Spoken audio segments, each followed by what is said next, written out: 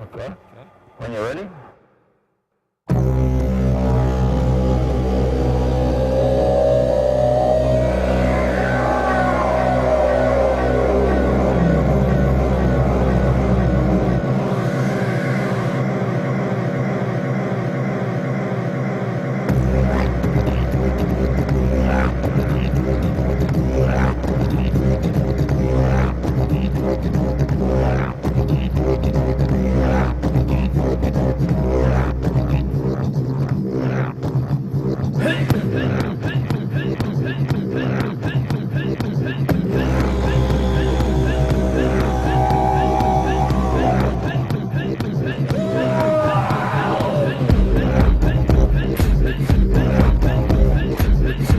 My name is Tjuppuru and I'm a didgeridoo performer. Since 2001 I've been visiting and performing in primary schools, high schools, universities, all throughout Australia and internationally. The whole show is about children learning, enjoying and interacting with anything to do with music. It's like this.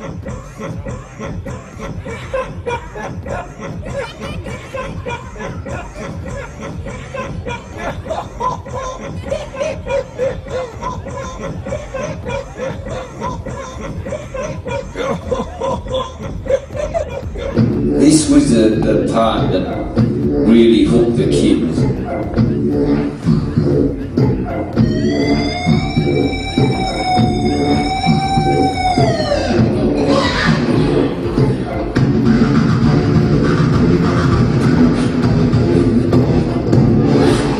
A good old guitar distortion, you know?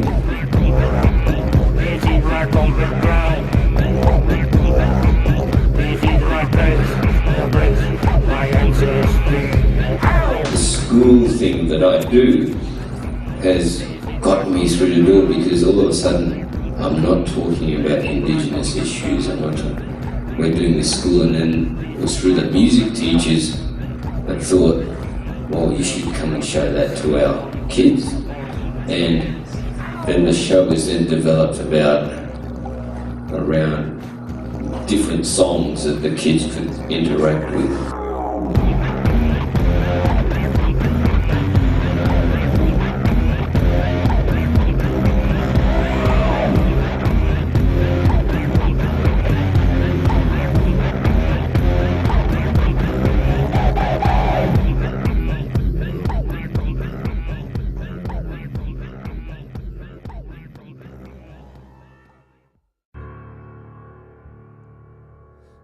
I think I speak for most Aboriginal or Indigenous people here, is there's always been a brick wall or a high fence that we've had to climb just to match it or match it with the white people who took over this place.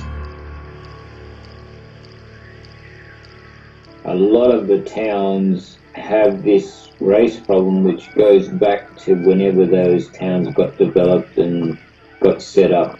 Most of these rural areas got set up for farming needs or whatever, but most of any Aboriginal people who were there originally got moved off the land and shoved in the reservation and all killed. And that's how these towns were to this day, that's how they're set up. And so if you can imagine, 5, 6 generations now of trouble that's been out there, and nothing really has been fixed.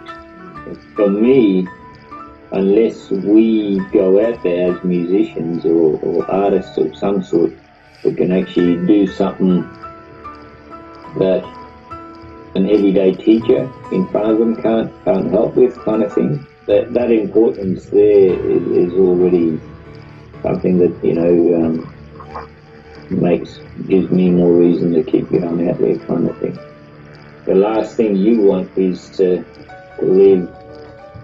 have the problems that occurred, that our parents had these problems because of the race issues and that. And our job is to fix whatever we can. Sums up what position I have here.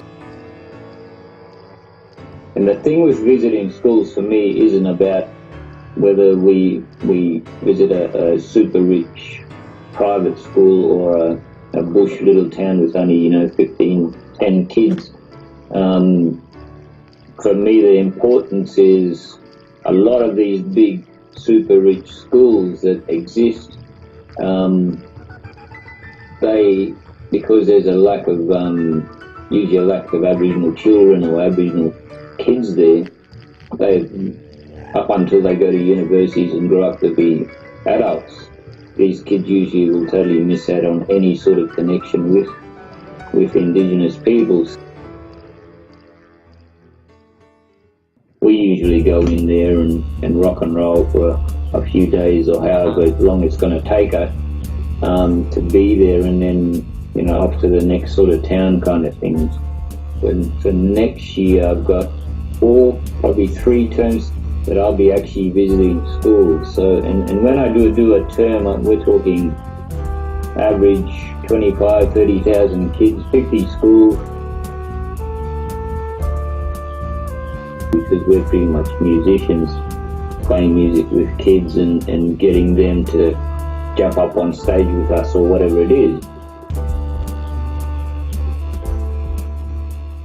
If we continue to use it, it'll break all sorts of barriers down, and it doesn't matter how many government meetings that people can have about solving social issues.